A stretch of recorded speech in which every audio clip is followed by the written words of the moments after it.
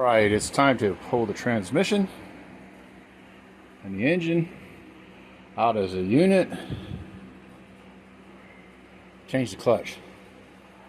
Hardest part of the job so far was degreasing the transmission. Looks pretty clean down there now.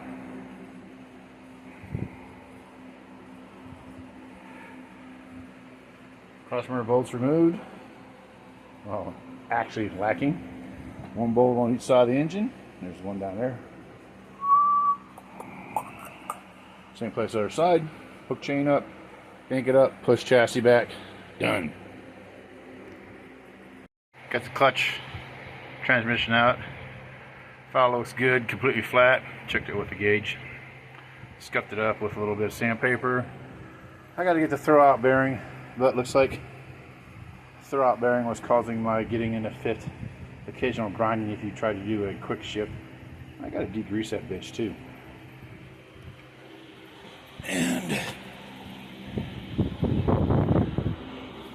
here's the clutch disc. That's a flywheel side. Really not bad. There's the pressure plate side. It's got a lot of wear left in it.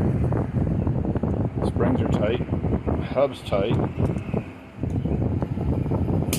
There's the pressure plates.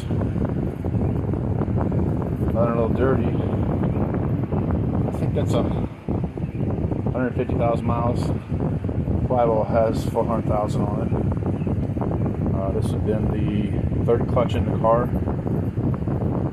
Factory clutch had 150, and I put one of those center forks clutches in it.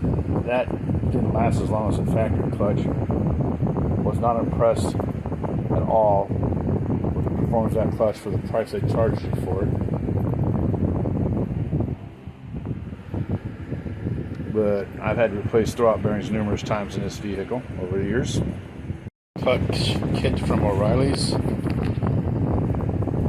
Surprised they shrink wrapped it. That was nice of them.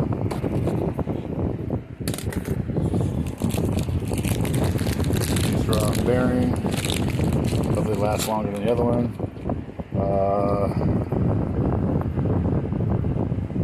I put shaft bearing. I think I'm gonna have to. I might use the bronze, but not the thicker one. I'll have to get the old one out. Then your alignment shaft. I found those alignment shafts good for 90%. I got one I'll show you later that works a lot better. And on the bottom is the pressure plate.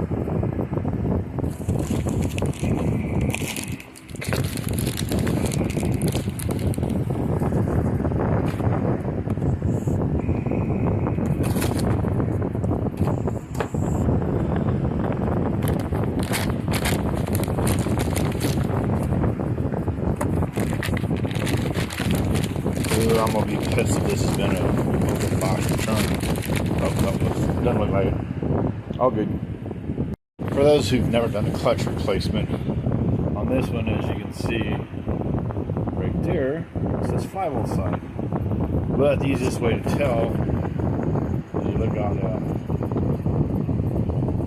where my thumb's going, that's the flywheel side, and this is the clutch side. See how the clutch side, or pressure plate side, sticks out a lot? That goes down in there. That's one of the easiest ways to tell if you don't have a marking. Because the flywheel side needs to be pretty much flat or right on the flywheel.